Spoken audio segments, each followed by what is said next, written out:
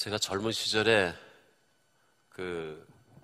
처음으로 이제 군의로 훈련이 끝나고 나서 갔던 임지가 한국에서 제일 깊다 그러는 데였습니다. 그 이름이 강원도 원통이었는데요. 많은 병사들이 글로 배치를 받으면 인제 가면 언제 오나 원통에서 못 살겠네. 원통 앞에가 인제고, 그래서 많은 분들이 그러더라고요. 거기 가게 되면 땅이 5,000평이면 하늘이 2,000평밖에 안 된다. 산이 얼마나 높은지 산만 보이고 하늘이 별로 안 보인다. 깊은 산속이란 얘기죠. 우리 설악산, 설악동을 넘어가는 그 입구에 있는 길이죠. 제가 가장 먼저 갔던 부대가 아마 거기 있던 부대인 것 같습니다. 정말로 깊었어요. 근데 처음으로 이제 그쪽에 이제 부대로 들어가는데 보니까 버스를 타고 들어가는데 간판이 많이 붙였는데 무찌르다 공산당이 아니고 거기 제일 많이 붙어 있는 간판이 뭐였으면 절면 죽는다. 많은 군인들이 운전을 하고 수송을 하고 다니기 때문에 부대에서 그렇게 붙어오는 것을 제가 많이 보았습니다. 그럴 수밖에 없는 게 강원도 산속에 이제 가보신 분들은 알지만 길이 꼬불꼬불한 것뿐만 아니라 낭떠러지, 절벽, 막 계곡까지 떨어진 데 있어서 차가 보면 막 아찔아찔합니다. 어떤 데는 이렇게 버스가 가다 이렇게 턴하는 데 보면은 제가 뒤에 앉아 있는데 앞에 버스 머리만 돌아가니까 꼭 밖으로 튀어나가는 것 같습니다. 근데 보면 버스는 이제 휙 돌아 들어가고 그런 걸 볼 수 있습니다. 진짜로 졸면 죽는구나 하는 걸 제가 실감한 게 뭐냐면, 저희가 항공부대에 있었는데 비행기에 기름을 날라오는 큰 탱크 트럭을, 항공유를 날라오는 탱크 트럭을 운전하는 그런 중사가 계셨어요. 근데 한 번은 부대에 그것을 기름을 다 내리시고 돌아가는 길에 저희가 소식을 받았습니다. 이 차가 결국은 졸다가 계곡으로 굴러서 차가 전소돼 버렸다. 그래서 저희가 다 가서 봤는데 트럭도 터져서 다 타버리고 사람은, 운전자는 찾을 길도 없고요. 근데 그때 생각해 보니까 금방 사람을 봤는데 금방 화재 속에서 완전히 전소되고 없어졌다는 것이 정말 실감이 가지 않는 그런 경험을 제가 한 적이 있습니다. 정말 졸면 죽는구나, 그런 생각을 했습니다. 여러분도 아마 운전하시다가 많이 느끼실 겁니다.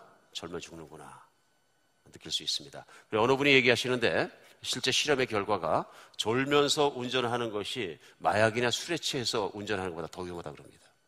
참 조심할 일이죠. 우리가 신앙생활 하다 보면 유사한 것을 발견합니다. 그게 뭐냐면요, 신앙생활에서 졸음운전하는 겁니다. 그러니까 영적으로 깨어있지 않으면 죽는다고 성경은 말씀하십니다. 위험하다. 그렇게 말씀해서도 불구하고 우리가 정말 그렇게 깨어서 살지 못하는 경우가 너무 많은 것 같습니다. 그래서 실제로 그런 일이 있었던 게 뭐냐 하면은, 예수님께서 십자가에 못 박히 전날 밤에 고통 가운데 기도하시면서 제자들에게 얘기합니다. 시험에 들지 않도록 깨어서 기도하라. 그러니까 예수님께서 간절히 그렇게 원하시고 와서 이제 가서 기도하시다 와서 보면 제자들이 자고 있는 거예요. 그러니까 1시간도 못 참냐, 1시간도 기도 못 하느냐, 답답해 하셨어요. 근데 결국은 제자들을 위해서 그 말씀을 하셨거든요. 결국 십자가에 못 박히는 사건이 나고 예수님이 붙잡히는 사건이 나니까 어떻게 되냐면요, 제자들이 다 도망가 버립니다. 가장 열심히 따르겠다는 베드로 사도조차도 예수님을 3번씩이나 부인하는 정말로 비참한 상황이 일어납니다. 깨어서 기도하지 않았기 때문에 일어난 사건들이죠. 깨어있지 않으면 환경이 변화할 때 감당하지 못하는 것입니다. 환경이 편안할 때 누구나 따라갈 수 있는데 어마어마한 환경이 다가올 때는 따라가지 못한다, 그런 얘기입니다. 우리는 연초부터 천국을 누리는 삶에 대해서 같이 나누고 있습니다. 그리고 지난 2주간은 천국을 누리는 삶을 방해하고 있는 존재, 그걸 마귀가 있다는 것에 대해서 우리의 영적 전쟁, 천국을 누리지 못하는 가장 큰 이유는 우리 안에서 우리 밖에서 역사하며 그것을 하나님이 만들어주신 그 천국, 불러주신 것을 누리지 못하게 하는 존재, 그걸 마귀와의 전쟁이 있다는 것을 구체적으로 하나하나 나누고 있습니다. 우리가 전쟁에 승리하기 위해서는 저걸 알지 않으면 안 됩니다. 어떻게 들어오는지, 어떻게 방어를 해야 되는지, 어떻게 싸워야 되는지 아는 것이 지혜로운 일이라고 생각합니다. 오늘은 그 3번째 시간인데요, 베드로전서 5장에 보면 본문 읽어주신 대로 8절로 9절에 베드로 사도가 이렇게 얘기합니다. 근신하라, 깨어라. 너희 대적 마귀가 우는 사자같이 두루다니며 삼킬 자를 찾나니 너희는 믿음을 굳건하게 하여 그를 대적하라. 이는 세상에 있는 너희 형제들도 동일한 고난을 당하는 줄을 알미라. 즉 이 말씀을 교회에 한 베드로 사도는 자신이 마귀에 먹혀본 경험이 있는 사람입니다. 마태복음 16장에도 보면 주는 그리스도의 살아계신 하나님의 아들이시다 멋진 고백을 하고 신앙 고백으로 예수님 칭찬을 엄청 받고 내가 이 고백 위에 내 교회를 세우리라 주님 말씀하실 정도로 굉장히 으쓱할 만큼 칭찬을 받습니다. 뒤돌아서자마자 예수님이 이제는 십자가의 고난을 받고 죽으시고 다시 살아야 된다는 정말로 귀중한 복음의 계시를 가르쳐 주시는데 예수님을 리뷰합니다. 절대로 이런 일이 일어나서는 안 됩니다. 그러니까 예수님이 베드로 보고 얘기합니다. 사단아 내 뒤로 물러가라. 칭찬받다가 갑자기 사단으로 바뀌어버렸어요. 사람은 이렇게 될 수 있다는 겁니다. 뿐만 아니라 나는 다른 사람은 다 예수님을 버릴지라도 나는 버리지 않겠습니다. 그러니까 예수님이 얘기합니다. 베드로야, 사단이 너를 나한테 달려고 나한테 수없이 청구했지만은 내가 너를 위해서 기도했으니까 내가 돌이키고 돌아올 것이다. 그러니까 내가 회개하고 돌이키고 난 다음엔 형제들을 굳게 해라. 그 다음에 일어난 사건이 뭐냐면 십자가의 사건과 3번 예수님을 부인한 사건입니다. 예수님이 기도해 주시지 않았으면 베드로도 영영 죽는 겁니다. 그렇죠? 얼마나 이게 우리에게는 신앙생활하면서 중요한 상황인지 모릅니다. 마귀가 있다는 것입니다.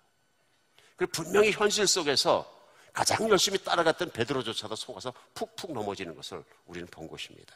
그 베드로가 나중에 깨닫고 나서 얘기합니다. 자기도 마귀에게 붙잡힌 적이 있는데 정말 허무하게 무너지더라 이런 얘기죠. 그러니까 교회를 향해서 오늘 베드로전서에서는 그렇게 얘기하는 거죠. 근신하고 깨어라. 항상 깨어있으라.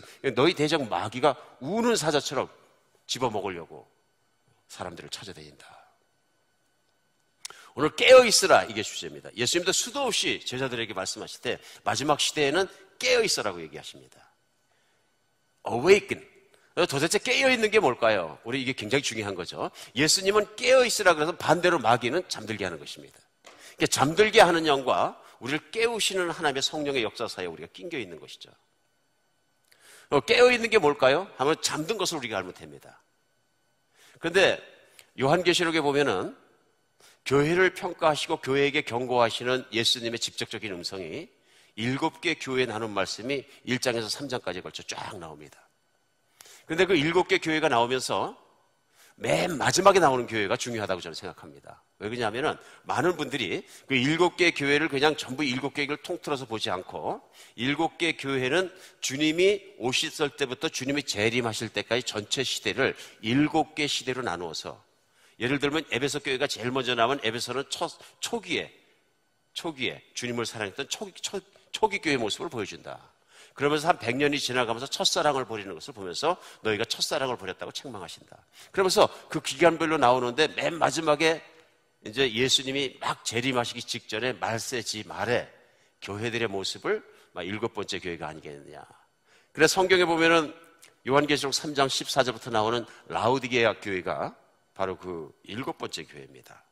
7번째 교회라서 오늘은 한번 우리가 그 마지막에 보이는 마지막 교회에 예수님께서 경고하신 말씀을 통해서 어떤 것인지 한번 같이 알아보는 시간 가졌으면 좋겠습니다. 왜냐하면 믿음 생활이 깨어있지 않으면 이렇게 된다 하고 분명히 말씀하십니다.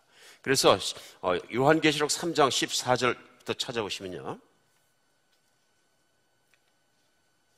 예수님이 이렇게 말씀하십니다. 라우디게아 교회의 사자에게 편지하라. 아멘이시여 충성되고 참된 증인이시여 하나님의 창조의 근본이신 이가 가라사대. 예수님이 말씀하시는 거죠. 쉽죠?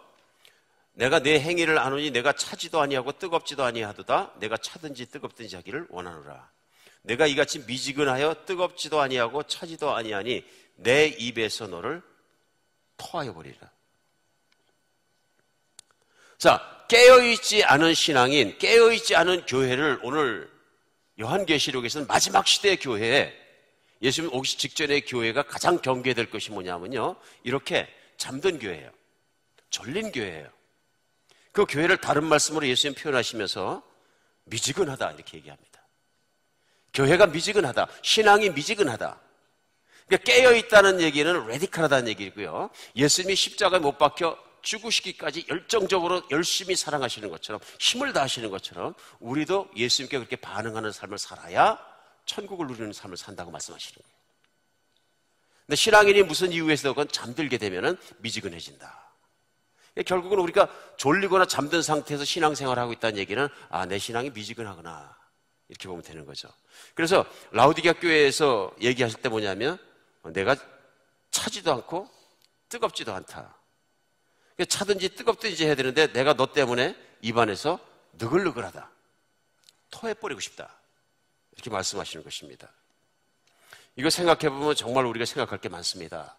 마지막 시대에 마귀가 교회 가지 마, 교회 가지 마 하는 것이 아니라 교회 다니는 사람들을 공격한다는 것을 우리가 알 수 있죠. 그렇죠? 특별히 자기가 잡고 있는 존재들보다 믿지 않는 분들보다는 교회 다니는 신자들을 중심으로 해서 계속 공격하는데 그 공격하는데 가장 중요한 게 뭐냐면요. 그렇게 열심히 할 필요는 없어. 와서 얘기하는 거죠. 이제 그렇게 얘기하면 노골적으로 얘기하면 금방 마귀가 물러가라 깨달으니까 이제 믿는 사람들이 눈치채지 못하도록 하는 일이 뭐냐 하면 바로 서서히 미지근하게 만들어버리는 것입니다. 그러니까 오늘 요한계시록 3장에 나오는 라오디게아 교인들이 미지근해진 이유를 예수님께서 그 다음 절에 설명하는데 17절에 나옵니다. 17절 보면요. 내가 말하기를 나는 부자라 부유하여 부족한 것이 없다 하나 내 곤고한 것과 가련한 것과 가난한 것과 눈먼 것과 벌거벗은 것을 알지 못한다. 지금 무슨 얘기냐면요. 영적이라도 모든 면에서는 내가 부자라. 내가 성령이 충만하다. 내가 모든 것이 있다고 생각하고 내 스스로 그렇게 생각하는데 실제는 내가 눈이 가려져서 그렇다. 내 자신의 영적인 상태나 모든 상태나 신앙적인 상태는 눈이 가려져서 그렇지 내가 공고하고 영적으로 헐벗었고 벌거벗고 있다 말씀하시는 거예요. 그 결과가 뭐냐면 그러니까 내 신앙생활이 미적지근한 것이다 얘기하십니다. 이거 정말 그렇습니다. 그러니까 쉽게 생각하면 내가 눈이 멀어서 그렇다는 얘기입니다. 영적인 눈이 감겨서 그렇다. 그 말씀하시면서 그 이유를 설명하신 게 뭐냐면 우리 식으로 표현하면요 자기 만족 때문에 그렇다 그러니. 그러니까 사람이 영적으로 미적지근해지고 졸리거나 잠드는 가장 큰 이유 중에 하나 오늘 예수님이 지적하는 것은 스스로 만족하고 있다. 스스로 자신을 기만하고 있다. 자신만 생각하고 있다. 이런 얘기입니다. 사람이 정말 그런 것 같습니다. 사람이 신앙생활을 하다 보면은 이게 서서히 그렇게 될 수 있는 것 같아요. 그러니까 신앙생활을 하면 예를 들면은 처음에 교회에 나와서는 아무것도 모르니까 막 따라다니다가 복음을 들었어요. 그래서 십자가의 사랑 속에 하나님이 나를 얼마나 사랑하신 줄 알고 뜨거워졌어요. 막 교회도 섬겨보고 싶고 막 이런데 그렇게 섬기다 보니까 바빠졌어요. 그때는 충만하고 뜨겁고 다 좋았는데 어떤 분이 그러시더라고요. 그 춘삼을 꽃사랑하는 것처럼 처음 만났을 때 꽃사랑 안 해본 사람이 어딨냐. 우리가 결혼하기 전에 연애할 때 뜨거웠다가 결혼하고 나면은 그냥 이게 내 달인지 남 달인지 모르고 짜릿함도 없고 그냥 맨날 싸우고 그냥 삶이 덤덤해지는 것처럼 신앙생활도 다 그런 거야. 이게 많은 사람들이 얘기하는 체험이 있습니다. 그러니까 막 어떤 사람이 뜨거워서 막 그러면 뭐라 그러냐면 처음엔 다 그래. 조금 있으면 안 그래. You will calm down. 근데 하나님 말씀하시는 건 뭐냐면 첫사랑을 버리지 말라 그러시는 거예요. 항상 나하고 뜨겁자 그러시는 거예요. 뜨겁게 사랑하자. 근데 그게 안 되는 거예요. 세월이 좀 지나가면서 보니까 다른 고참 집사님들이나 고참 목사님들이나 이런 분들이 삶을 사시는 것처럼 자꾸 매주 와서 예배드리고 또 가고 집에 갔다 생업하고 또 들어오고 삶을 반복하면서 자연스럽게 일어나는 게 뭐냐면요. 이게 매너리즘에 걸리는 거예요. 그러면서 시간이 지나가니까 집사도 되고 뭐도 되고 목자도 되고 안수집사도 되고 장로도 되고 어떤 사람은 목사도 되고 이렇게 10년, 20년, 30년 가면서 신앙이 쭉 쌓여가면서 점점 뜨거워지면 얼마나 좋겠어요? 이제 점점 뜨거워지지 않으면 어떻게 되냐면요. 경륜과 관록과 모양과 거룩해 보이는 겉모습과 이런 건 대단해 보이는데 속이 비는 거예요. 자기 자신만 아는 거예요. 당신은 뜨겁게 예수님을 사랑합니까? 하고 물어보면 주춤주춤 답변이 나오는 거예요. 내가 분명히 예수님을 믿고 열심히 하는 모든 흔적은 있는 것 같은데 그런 건 없습니다. 이렇게 되는 거예요. 이게 뭐냐 하면요. 자꾸 세월이 흘러가면서 자기 만족에 빠진 거죠. 신앙생활이 어떻게 하다 보니까 나도 이만하면 신앙생활 꽤 한 편이야. 나도 이만하면 꽤 아는 편이고 나도 훈련받을 거 다 받았고 나도 이만하면 교회를 좀 섬긴 편이야. 나도 이만하면 꽤 영적이지. 이제 방언도 하고 가끔은 내가 예언도 할 줄 아니까. 내가 이만하면 교회 직분도 있고 이만하면 괜찮지? 내가 목사니까 그래서 사람들보다 조금 낫겠지? 내가 장로니까 조금 낫겠지? 목자니까 조금 낫겠지? 뭐 우리가 스스로 이런 생각을 하다 보면 자기도 모르면서 스스로 자신을 속이고 자기 만족에 들어가 버린 거예요. 사람은 정말로 본능적으로 자기의 어떤 부족함을 사람들에게 보이거나 스스로 인정하는 것보다는 그걸 메꾸기 원합니다. 그래서 특별히 사람들 속에 살아갈 때, 공동체 삶을 살아갈 때 나의 부족한 부분이 드러나는 걸 굉장히 싫어합니다. 자기도 모르는 사람이 그걸 싹 감춰버리는 거죠. 이제 자꾸 그러다 보면 어떻게 되냐면요, 자꾸 드러내려고 합니다. 나의 관록, 나의 직분, 나의 모든 것들을 자꾸 드러내려고 그러는 거죠. 그러다 보면 어떻게 되냐면요, 자기도 모르는 새 신앙생활이 하나님을 기쁘시게 하는 신앙생활에서 내가 만족하는 삶으로 바뀌어버립니다. 그러다 보면 말투가 바뀝니다. 나는 은혜가 필요해, 은혜 받는 곳에 가야 돼, 은혜 뭐 해야 돼, 나예요. 내가 하나님께 무엇을 드리기 전에 자꾸 그런 얘기들을 합니다. 그러니까 그 얘기는 신앙 초보자도 아닌데 연륜이 깊어져도 자꾸 그런 얘기를 하기 시작한다, 그런 얘기입니다. 그러면서 나중에 보면은 무엇을 보느냐면요, 하나님과 관계는 예배의 태도에서 나옵니다. 하나님과 관계가 뜨거우면은 일주일 내내 주님 묵상하고 같이 기도하고 동행하고 이렇게 살다 보면 주일이 기다려집니다. 왜냐하면 혼자 있을 때보다 여럿이 같이 찬양하고 예배하고 기도하고 말씀 드릴 때가 더 뜨겁거든요. 너무 좋거든요. 그러니까 그 시간이 다가오려고 그러고 아침이 되면 가슴이 두근두근합니까? 일찍 일어나서 준비하고 일찍 나와 있는 거죠.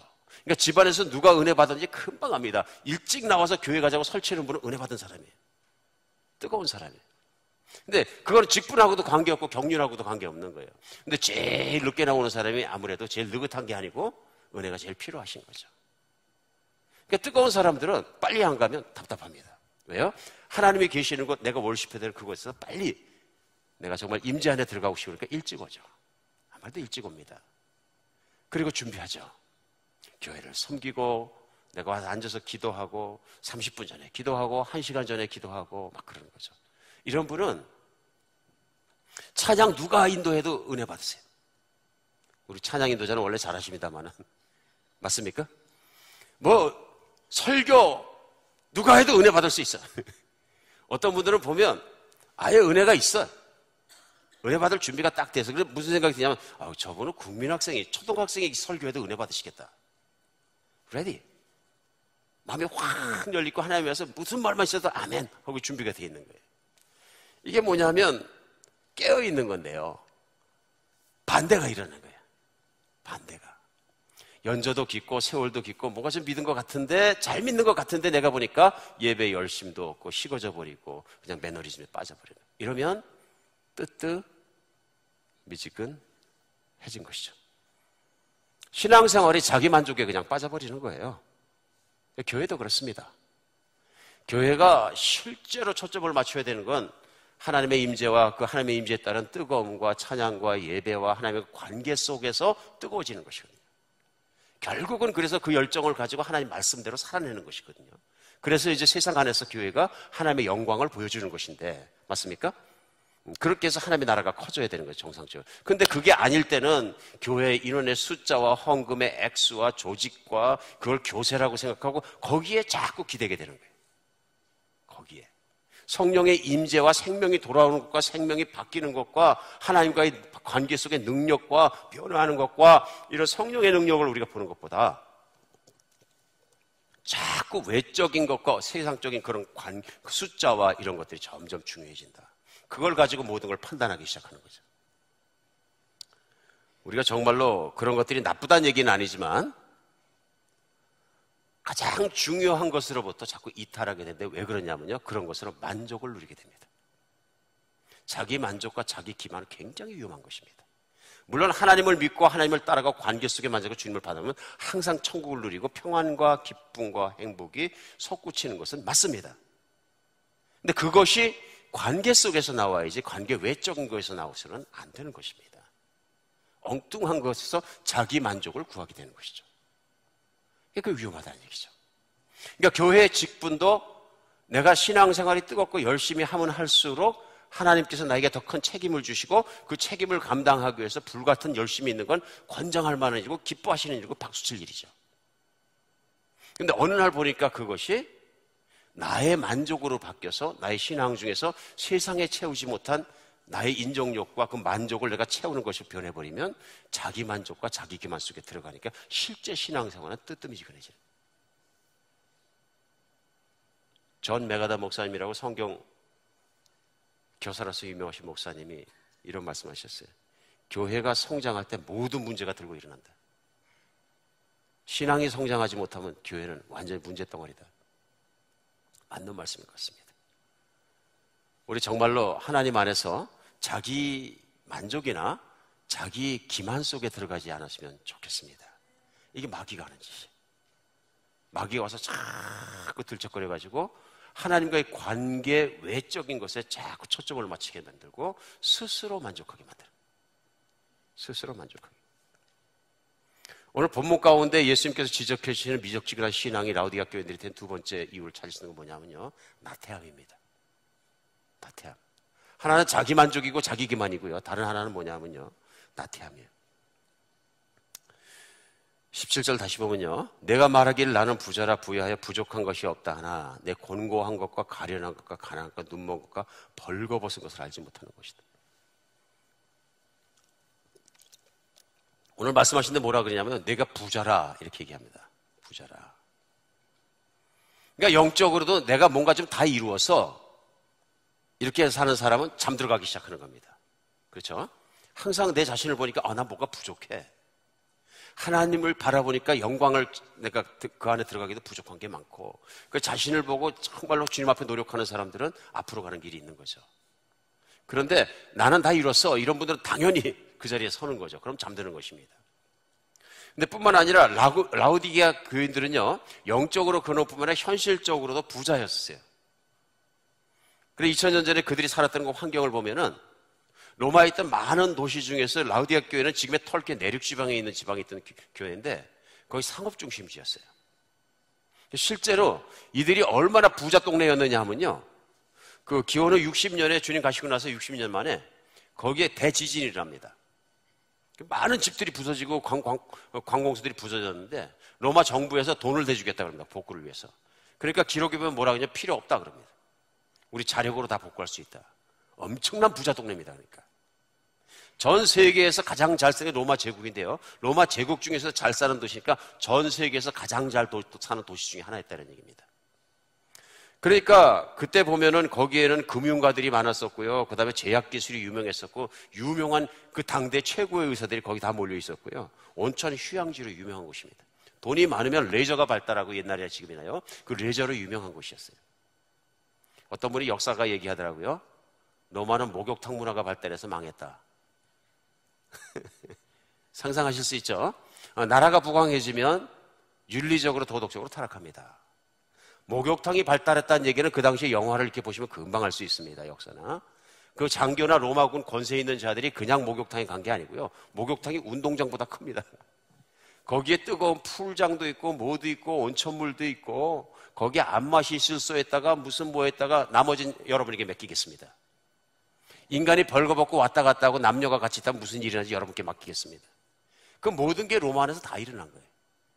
이런 타락들과 윤리의 타락들이 일어나니까 로마 일리가 있는 얘기죠. 인간이 편해지고 육신을 만족하는 길로 계속 가다 보면 연약해지는 게 있습니다. 그게 뭐냐면 영적인 것입니다. 이 도시가 이런 곳이었기 때문에 이런 곳에서 살면서 신앙생활하는 성도님들은 재정적으로 여유가 있고 레저를 즐기고 이러다 보면 자신도 모르는 사이에요, 하나님 나라나 선교나 사명이나 고난이나 이런 것보다는 세상에 있는 삶이 더 편안하게 느껴지고 매력 있게 느껴지는 거예요. 잠들게 됩니다. 환경이 부유해지면 아쉬운 것이 없어집니다. 이게 문제입니다.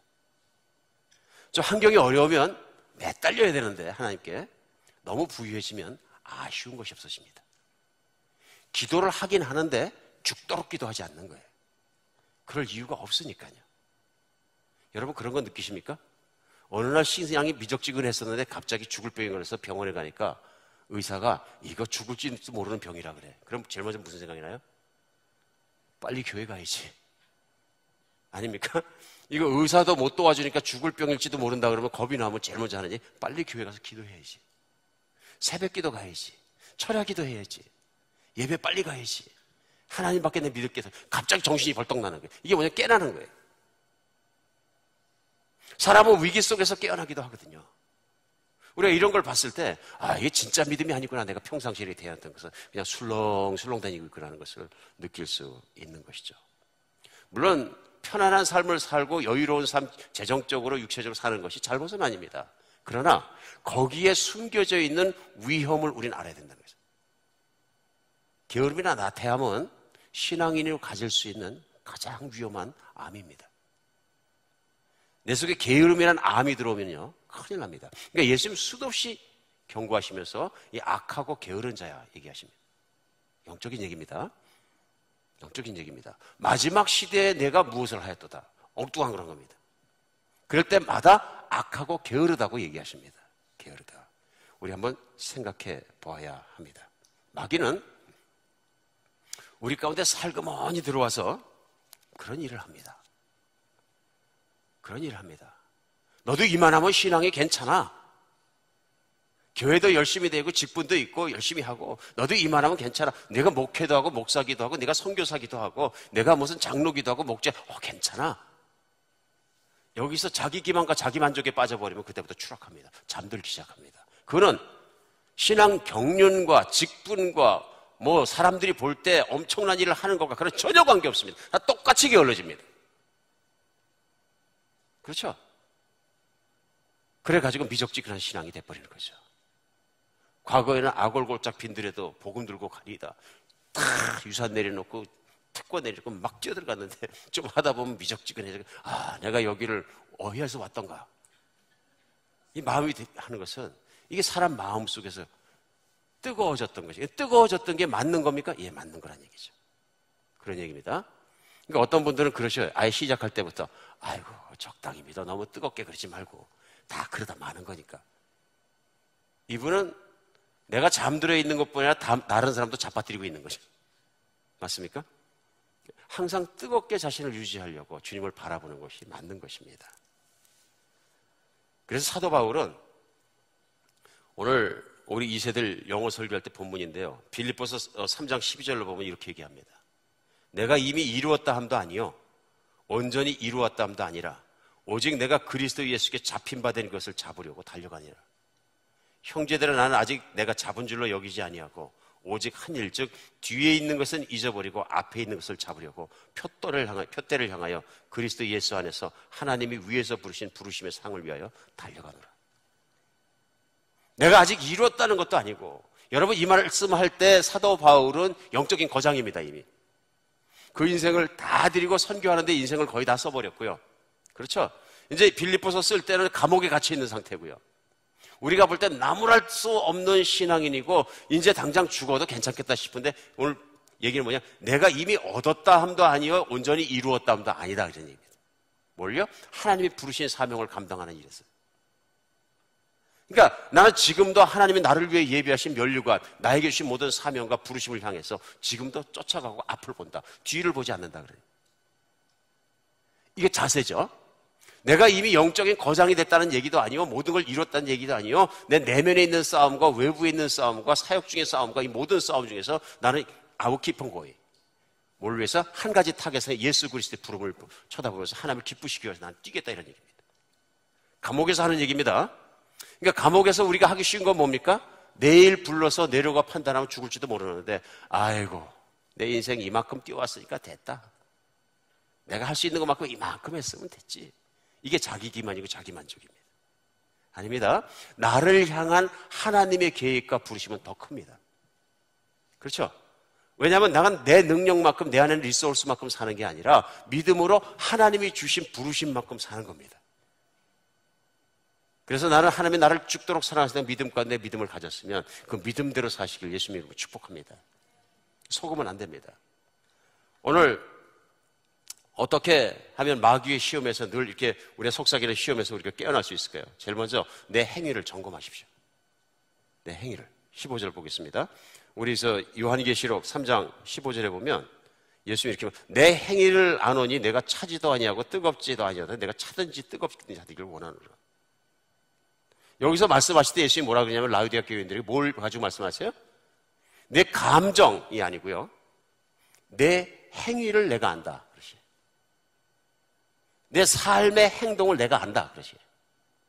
마음에 새겨되지 않겠습니까? 내가 너를 관찰했고 늘 눈을 떼지 않고 보니까 너는 내 행위가 뜨겁지 않다는 얘기, 신앙생활에. 오늘 행위를 보면 영적 상태를 안다 말씀하시니까 우리 늘 생각할 때 아니 내가 마음만 뜨겁고 내가 그냥 하나님께 뜨겁게만 하면 되지. 그거 가지고 안 된다 그런 얘기입니다. 마음이 뜨겁고 내 생각이 하나님을 향해 뜨거운데 내 행위는 차갑다. 아니면 내 행위는 뜨뜻미지근하다. 이 문제가 있다 그러시는 거예요. 우리 여러분과 제가 우리 신앙생활의 서로의 삶의 행위를 한번 돌아보고 바라보고 나 자신의 영적 상태를 또 내 영적인 온도를 내 행위를 통해서 점검해 볼 수 있는 실제적이고 솔직한 신앙의 태도가 되었으면 좋겠다는 생각이 듭니다. 그러니까 은혜를 받는 첫 번째 길은 뭐냐면요. 내가 어떤 상태인지를 아는 겁니다. 이걸 자기 기만이나 자기 만족 속에 들어가면 나도 이만하면 괜찮아. 마귀가 주는 거죠. 여기 빠져버리면 넘어지는데 발전을 못하는데 내가 실제 내 신앙생활의 행위를 보니까 이건 내 예배에 열심도 없고 글쎄 예배라는 게 일주일에 공예배 한 번만 나가고 주일만 나가면 되는 걸까? 되겠지만은 열심히 있는 건 아니죠. 내가 열심히 있다는 게 무엇일까 생각해 보면서 내 실제 행위를 점검해 보는 것이죠. 그러니까 내가 이만하면 신앙생활이 됐고 11조도 내가 꼬박꼬박 드리니까 이만하면 됐어. 내가 재정을 드리고 하나님께 헌신하고 헌금을 드리는 삶에 있어서도 내가 이게 최선을 다한 것일까? 아니면 내 진심이 그 11조의 드림에 들어가 있을까? 점검해 볼 필요가 있다는 얘기죠. 아니면 나는 내가 뜨거운 줄 알았는데 재정에서 내가 11조도 제대로 못 드리고 있다면 나의 문제는 무엇일까? 우리가 현실을, 나의 믿음의 현실을 직시할 필요가 있습니다. 이걸 직시를 안 하니까 스스로 착각하고 소위 영어로 compromising, 타협해버리는 거예요. 그래도 다들 보니까 주변을 보니까 이만하면 나도 중간은 돼. 아니죠. 하나님은 최선을 원하신다니. 이게 뜨거움이에요. 하나님은 한 사람 한 사람의 최선을 원하신다니. 나도 이만하면 하나님 나라 좀 생각하고 있어. 중간은 돼. 여기서 만족하시지 말라는 얘기입니다. 내 행위를 한번 잘 점검해보고 evaluation, 평가해보고 스스로 직시하는 여러분과 제가 되었으면 좋겠습니다. 그러니까 사도 바울은 빌립보서 3장에서 그러잖아요. 내가 이미 이루었다 함도 아니요. 자기 기준으로 본 게 아니라 하나님의 부르심의 기준으로 하나님을 쳐다보면서 보니까 나는 부르심의 소명을 다 이룬 게 아니에요. 보니까. 그러니까 뒤를 쳐다보면 내가 뭘 했는가를 쳐다보지 않고 나는 앞으로 부르심의 상에 예수님을 쳐다보면서 앞으로 할 일을 내가 쳐다보니까 할 일이 너무 많은 거예요. 오늘 우리도 인생을 그렇게 살아갔으면 좋겠습니다. 특별히 여러분과 제가 사는 인생은 그렇게 은퇴를 목표로 사는 세상이에요.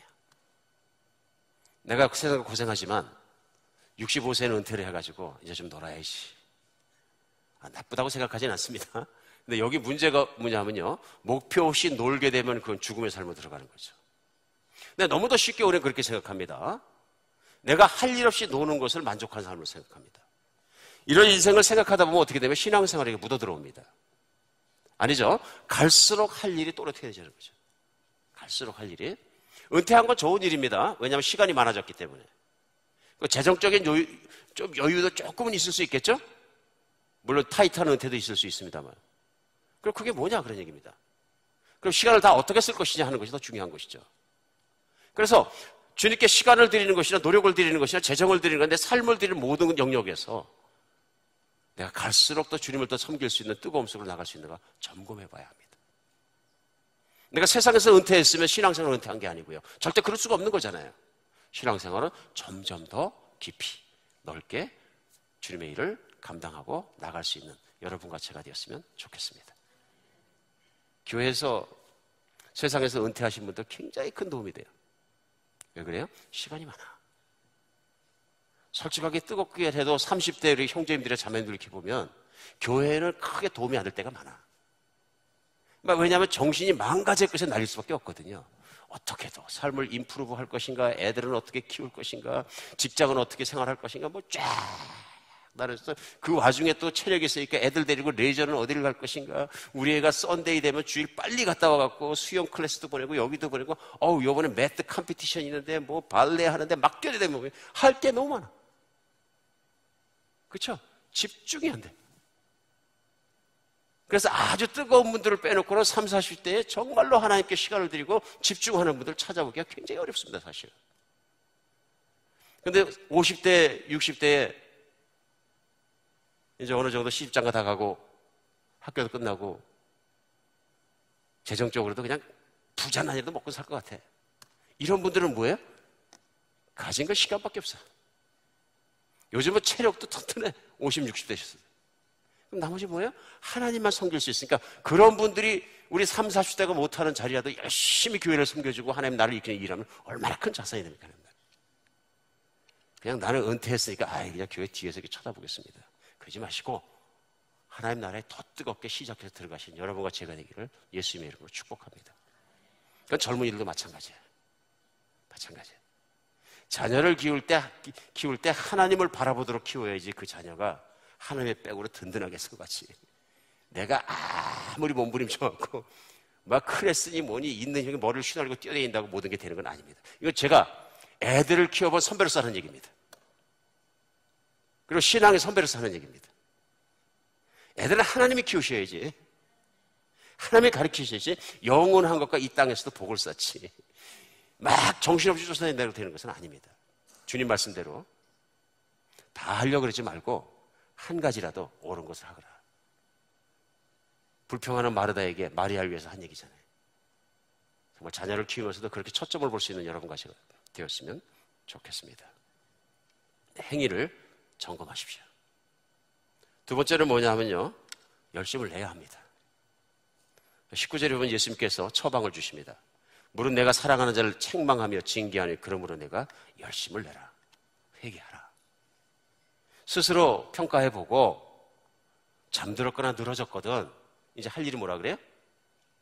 내가 지적하는 이유는 말씀 가운데 꼭꼭 찔러지는 이유는 죽으라 그러는 게 아니니까 이제부터 열심을 좀 내라. 내가 너를 향해서 온 마음과 몸을 다 바쳐서 내가 열심을 내는 것처럼 내가 좀 열심을 내라 이런 말씀입니다. 회개하라는 얘기는 무슨 말씀이냐면요, 과거같이 살지 마라. 사도 바울이 그래서 과거 다 잊어버리고 앞만 보고 쫓아간다. 과거 거 정리해서 잘못됐으면 돌아서라 좀. 그리고 이제 너하고 나하고 열심을 해서 남은 인생은 나만 좀 바라보고 살면 안 되겠니? 그리고 나와 같이 좀 하나님 나라를 위해서 뛰면 안 되겠니? 말씀하시는 거예요. 오늘 여러분과 제 안에 이것이 되는 사람이 되었으면 좋겠습니다. 정말입니다. 사도 바울도 로마서에 보면 정말 교리적인 복음에 대해서 차곡차곡 전합니다. 그리고 전하고 나서 믿는 사람에게 권고하면서 실제 삶의 적용을 교회를 섬긴 일에 적용합니다. 그리고 로마서 12장에서 보면 12장 7절로 11절에 제가 쭉 읽어드리겠습니다. 이렇게 섬기라고 얘기합니다. 혹 섬기는 일이면 섬기는 일로, 혹 가르치는 자면 가르치는 일로, 혹 위로하는 자면 위로하는 일로, 구제하는 자는 성실함으로, 다스리는 자는 뭘요? 부지런함으로, 긍휼을 베푸는 자는 즐거움으로 할 것이니라. 교회에서 보면 직분도 좋은 거지만 다스린다는 얘기는 뭐냐면 교회를 섬기는 거예요. 부지런해야 되는 거예요. 교회 부지런히 보이고 부지런히 섬기고 부지런히 가야 되는 거예요. 그렇죠? 그 열심히 이런 부지런함으로 드러나야 된다 그런 얘기입니다.